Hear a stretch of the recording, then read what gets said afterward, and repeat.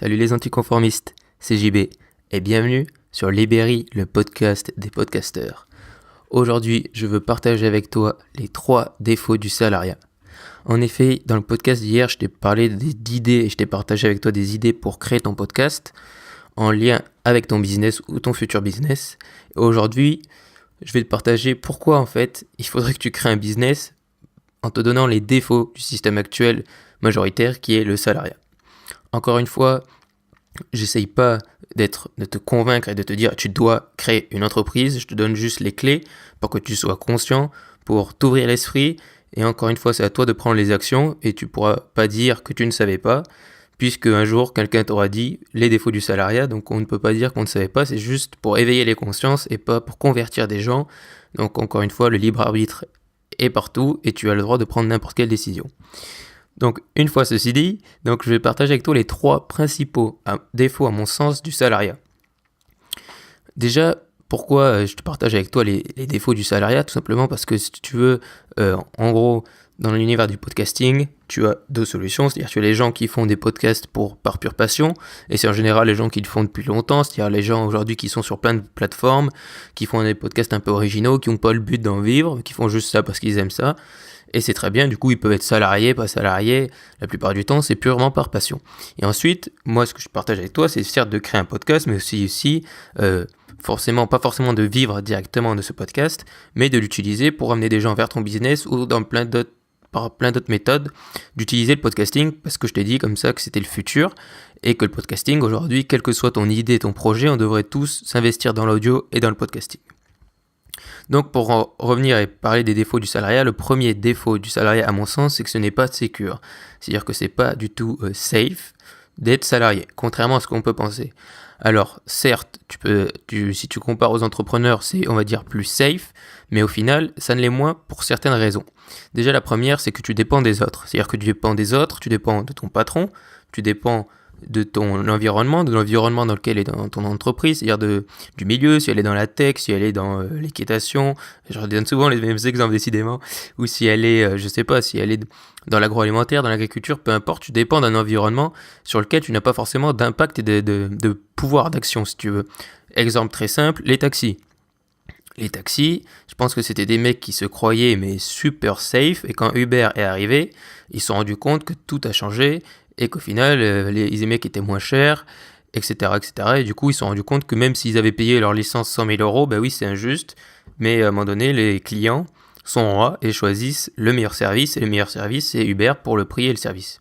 Et même quand on est fonctionnaire, on crache beaucoup sur les fonctionnaires, mais il faut savoir que quand même les fonctionnaires ne sont pas à 100% sécures. C'est-à-dire qu'en France, certes, on est un État qui globalement marche, et du coup, le pays n'est pas en crise, et ils n'ont pas besoin de licencier des fonctionnaires, mais il y en a quand même des postes qui ont été licenciés, ou des postes qui n'ont pas été remplacés, etc.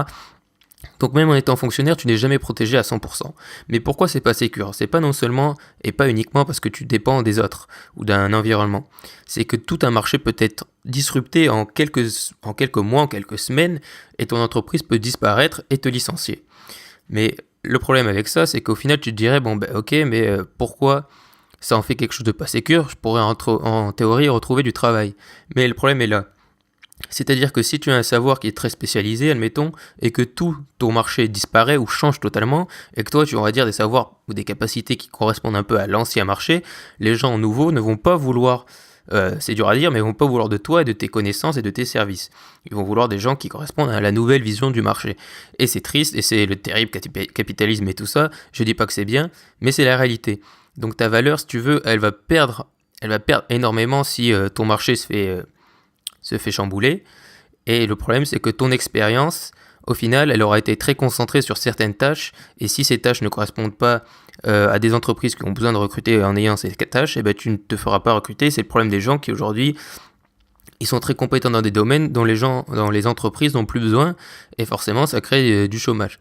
Et bon bref, on va pas rentrer dans le chômage maintenant, et du coup le problème c'est que c'est l'expérience, et c'est là que l'entrepreneuriat est meilleur que le salariat, c'est que l'expérience, quand tu es entrepreneur, la valeur, elle dépend de toi, elle dépend pas de ton entreprise. C'est-à-dire que tu as construit ton entreprise, tu as construit ton projet, et donc forcément, même si ton marché se fait disrupter, tu as su créer une entreprise une fois, certes dans un domaine dans lequel tu étais peut-être à l'aise, mais en théorie, tu pourras recréer une entreprise. Peut-être que ça ne marchera pas du premier coup, mais tu auras cette valeur, tu auras su créer, on va dire, ton entreprise, donc tu auras fait face à des trucs dans lesquels tu vas refaire face, c'est-à-dire que n'importe quelle entreprise, il y a tous les trucs de papier, la gestion, tous ces genres-là où tu te seras amélioré, tu auras peut-être aussi été amélioré, tu seras peut-être aussi amélioré dans le recrutement, et quand on est entrepreneur, quel que soit le domaine, on est à un moment donné, on est toujours multitâche, on doit toujours faire plein de choses, et donc forcément, ça a beaucoup plus de valeur, et tu as toujours ta valeur avec toi, c'est-à-dire que personne ne va te l'enlever, à moins qu'on te lobotomise, tu auras toujours ta valeur, et du coup, tu pourras ou pourquoi pas par exemple vendre tes services à une nouvelle entreprise qui explose,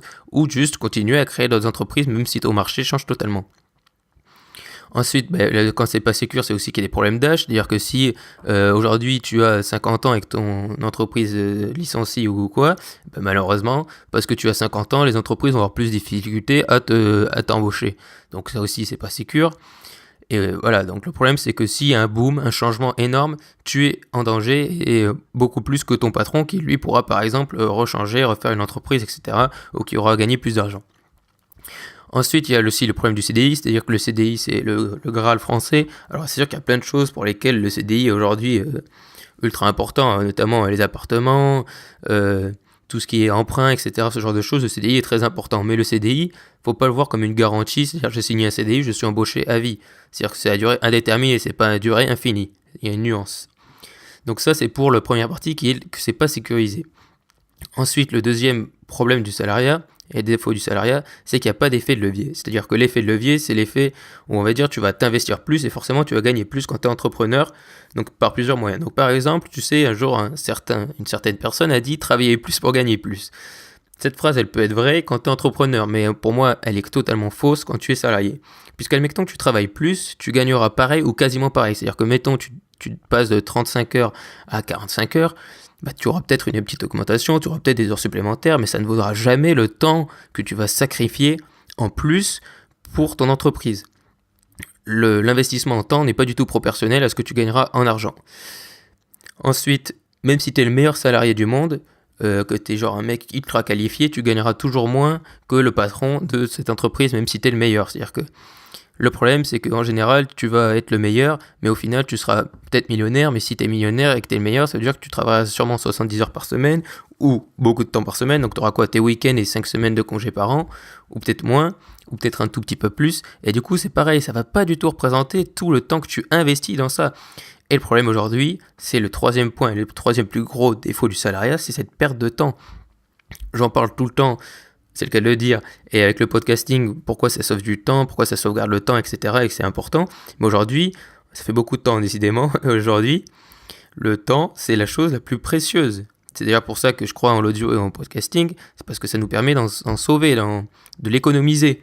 Et du coup, quand tu es salarié, tu échanges ton temps, qui est la chose la plus précieuse, contre de l'argent. Donc on peut se dire, bon, là-dessus c'est logique. Mais le problème, c'est que comme tu n'as pas l'effet de levier, c'est-à-dire que comme tu vas peut-être travailler plus, mais tu ne gagneras pas plus. C'est-à-dire que si tu travailles plus ou tu te formes plus, tu ne gagneras pas plus dans ton entreprise, ou du moins pas du tout au niveau de ton investissement. Et le problème là, c'est que c'est-à-dire que une entreprise, forcément, elle doit faire des marges, elle doit gagner de l'argent, et donc forcément, elle ne va jamais te payer à la valeur de ce que tu lui rapportes forcément, puisque sinon, ça lui ferait perdre de l'argent si elle faisait ça avec tout le monde. Et donc, tu ne seras jamais payé à ta juste valeur, même si tu es le meilleur salarié du monde. Et tu perdras beaucoup de temps, puisque tout ça, tu vas le gaspiller. Donc, soit tu auras beaucoup d'argent, mais tu n'auras pas de temps. C'est-à-dire les mecs qui travaillent aujourd'hui, les traders et tout ça, qui finissent en burn-out, c'est des mecs qui ont travaillé comme des fous, ils ont gagné plein d'argent, mais ils n'avaient pas de temps. Ils travaillaient comme des fous, ils n'avaient même pas leur week-end. Et forcément, ils n'ont même pas de temps pour profiter de l'argent qu'ils ont accumulé. Et l'inverse existe, c'est-à-dire que les gens qui ont un mi-temps ou qui ont un travail plus souple, eh ben forcément ils vont avoir du temps, mais ils vont forcément avoir beaucoup moins d'argent. C'est-à-dire que quelqu'un qui a un mi-temps et qui aide les gens à faire du ménage ou je sais pas, du soutien scolaire ou peu importe, il va avoir du temps pour faire des loisirs, mais pas d'argent pour vraiment profiter si on veut voyager ou faire des loisirs un peu chers, ou se faire plaisir ou acheter des choses. Et c'est là le problème, c'est-à-dire que tu vas sacrifier ce temps qui est la chose la plus précieuse, et ce ne sera jamais proportionnel. Alors que si tu es entrepreneur, tu peux passer 70 heures par semaine, mais le valoriser. C'est-à-dire que tu peux passer 70 heures par semaine pour gagner beaucoup plus. Tu peux aussi diminuer ton temps pour te dire, et l'optimiser, c'est les 20-80 et tous ces trucs, la semaine de 4 heures, toutes ces idées-là, où tu peux diminuer ton temps et avoir quasiment, voire même plus de revenus en optimisant, en créant des process et en faisant ce genre de choses. Parce que tu as le pouvoir, tu vas pouvoir prendre des décisions et puis tu le choisis. C'est-à-dire que si tu veux, tu es libre de te dire, bon ben voilà, je vais travailler moins, je sais que je gagnerai un peu moins, mais ça me va. Et là, tu es libre, et puis en plus, tu peux automatiser. Enfin, il y a plein de façons, voilà, de gagner de l'argent. C'est pas le thème de ce podcast, mais aujourd'hui, les entrepreneurs ont le pouvoir. C'est-à-dire, ils peuvent choisir l'un ou l'autre, alors que quand tu es salarié, eh ben, tu es coincé. Et dans tous les cas, par exemple, aussi, dans les autres défauts que je n'ai pas mis principaux, mais qui entrent en compte, c'est aussi le manque d'autonomie. C'est-à-dire que tu veux, quand tu es entrepreneur, mais même si c'est difficile, tu peux prendre des congés ou faire ce que tu veux. Globalement, ça dépend que de toi, tu vois, c'est de toi que dépend tout. Donc, tu peux faire à peu près ce que tu veux. Tandis que quand tu es salarié, si tu veux prendre des congés, ben, il faut demander la permission. Alors même si ton patron est cool, il va jamais te dire oui à tout. Et c'est forcément un problème. C'est-à-dire que si tu dois demander la permission tout le temps, ben là aussi c'est un manque de liberté. C'est-à-dire que si tu veux prendre des décisions, ben, il faudra demander à un supérieur, même si ta décision est bonne. Tout ça, c'est des défauts du salariat. Et encore une fois, si je te dis ça, c'est pas du tout pour imposer une vision ou quoi, c'est juste pour éveiller, exposer des défauts et juste rendre les gens conscients. Tu vois, c'est comme quand on dit, bah voilà, il y a ça dans le coca, c'est pas bon, si vous continuez à boire, c'est juste que vous en buvez de façon consciente, c'est la même chose. C'est-à-dire qu'après, c'est pas grave d'être salarié, je dis pas ça, c'est juste que voilà, il faut être conscient des défauts et des avantages. En l'occurrence, je vois pas beaucoup d'avantages si ce n'est une certaine sécurité. Et encore une fois, je dis une certaine puisque c'est très très très relatif et que pour moi, c'est plus sécurisé paradoxalement d'être entrepreneur, même si au début c'est beaucoup plus difficile, et même pas qu'au début, tout au long du processus c'est beaucoup plus difficile, mais encore une fois la valeur elle est sur nous, et il y a des moyens de l'optimiser, etc. etc.